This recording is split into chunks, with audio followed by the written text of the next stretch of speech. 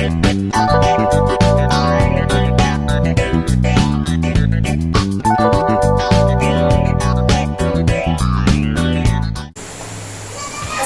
warahmatullahi wabarakatuh. Selamat siang, saya Maya Aizahra. Senang sekali bisa menyapa para sobat podcast pada hari ini. Nah, di sini kita akan membahas suatu hal mengenai sistem politik yang ada di Indonesia. Namun di sini saya tidak sendiri. Saya ditemani oleh seorang mahasiswa Fakultas Ilmu Sosial dari Universitas Negeri Padang, yaitu Kak Azira Elmira Amanta. Selamat siang Kak, bagaimana kabarnya? Siang, alhamdulillah. Senang sekali bisa bertemu dengan Kakak. Jadi kita akan membahas mengenai politik nih Kak. Sebelum masuk ke sistem politik Indonesia, bagaimana sih pendekatan sistem itu? Sistem itu bisa kita katakan sebagai cara untuk memandang suatu masalah atau situasi secara keseluruhan. Nah, pendekatan sistem itu juga memfokuskan pada komponen-komponen yang saling berinteraksi dan saling mempengaruhi satu sama lain. Pendekatan sistem juga menekankan pentingnya melihat hubungan antara bagian-bagian yang membentuk keseluruhan sistem. Oke, selanjutnya tentang infrastruktur dan suprastruktur politik. Dan apakah ada kaitan antara keduanya? Antara supra dengan infrastruktur politik itu dua hal yang berbeda, tetapi mempunyai kaitan dan saling mempengaruhi. Nah, kita bahas dulu mengenai suprastruktur politik. Apa sih yang dimaksud dengan suprastruktur politik itu? Suprastruktur politik itu merupakan segala sesuatu yang berhubungan dengan alat kelengkapan negara, yang mana alat kelengkapan negara itu mencakup kekuasaan, kedudukan, tugas, dan juga wewenang, pembentukan dan keterkaitan antar keseluruhan alat kelengkapan negara tersebut. Nah, biasanya komponen suprastruktur politik itu terdiri dari presiden, wakil presiden, MPR, DPR, DPD, MK, KY, BPK, dan juga MA.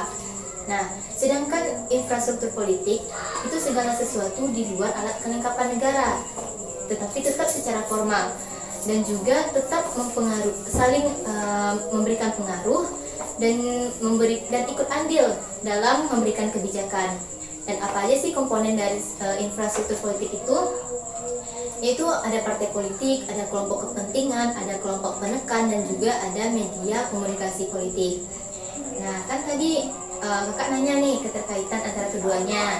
Nah, keduanya itu saling berkaitan dan saling mempengaruhi satu sama lain. Yang mana suprastruktur politik dapat memberikan pengaruh dan dapat juga mengatur segala hal yang ada di dalam infrastruktur politik sesuai untuk membantu tujuan dari infrastruktur politik itu sendiri. Begitu juga sebaliknya, infrastruktur dapat memberikan pengaruh dalam berjalannya suprastruktur politik yang ada. Gitu Kak. Oke, next. Apa aja sih kemampuan yang harus dimiliki oleh sistem politik itu? Untuk kemampuan yang harus dimiliki oleh sistem politik itu biasa kita sebut dengan kapabilitas. Nah, ada 6 kapabilitas yang harus dimiliki oleh sistem politik Indonesia.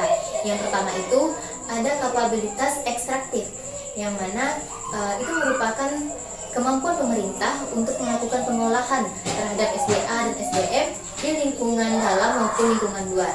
Nah, yang kedua ada kapabilitas regulatif namanya, yang mana kapabilitas ini merupakan kemampuan pemerintah untuk membuat aturan-aturan yang dapat mengendalikan perilaku individu atau kelompok agar sesuai dengan peraturan-peraturan yang berlaku. Selanjutnya ada kapabilitas distributif, yang mana kapabilitas ini merupakan kemampuan pemerintah untuk mengalokasikan dan juga mendistribusikan SDA dan SDM baik berupa barang dan jasa yang dimiliki oleh masyarakat dan juga negara secara merata.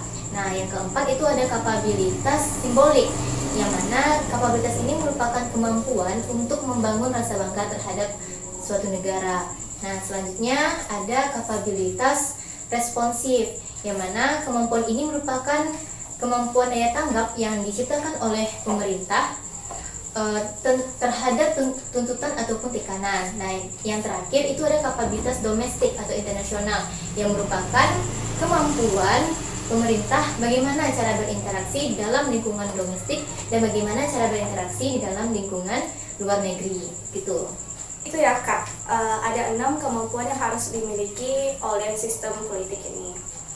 Selanjutnya menurut Kak bagaimana tentang budaya politik itu? Oke, untuk budaya politik itu, definisi dari budaya politik yaitu perwujudan nilai-nilai politik yang dianut oleh sekelompok masyarakat, bangsa atau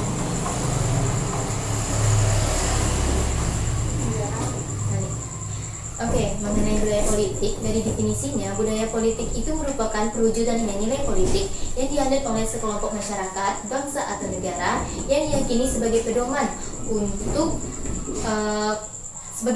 untuk melaksanakan kegiatan-kegiatan kenegaraan. Nah, secara umum nih Kak, di Indonesia budaya politik yang digunakan adalah budaya politik partisipatif, yang mana budaya politik ini masyarakatnya berorientasi pada input, output, dan juga proses. Dari sistem politik, masyarakatnya sadar akan hak dan kewajibannya di dalam dunia politik. Gitu Kak. Apakah ada keterkaitan antara keberhasilan kerja infrastruktur dengan budaya politik masyarakat, Kak? Untuk keterkaitan antara keberhasilan kerja infrastruktur dengan budaya politik masyarakat itu sangatlah erat kaitannya karena memiliki pengaruh satu sama lain.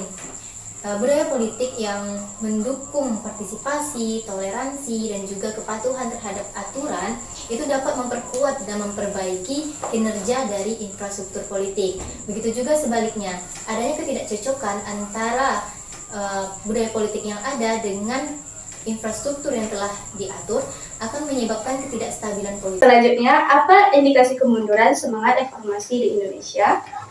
Ada beberapa indikasi yang menyebabkan kemunduran semangat era reformasi di Indonesia, yaitu melemahnya lembaga anti korupsi, terus ada penyimpangan terhadap hak asasi manusia, rendahnya kualitas publik